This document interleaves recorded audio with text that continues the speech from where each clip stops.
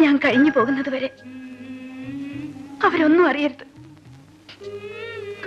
അവരുടെ നനയാത്ത മനസ്സുകൾ കണ്ട് എനിക്ക് സന്തോഷത്തോടെ മരിക്കണം.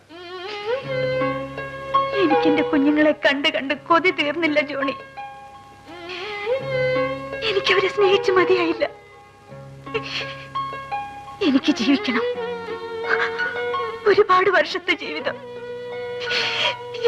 ഇനി ഒരു വർഷം കൊണ്ട് ജീവിക്കണം.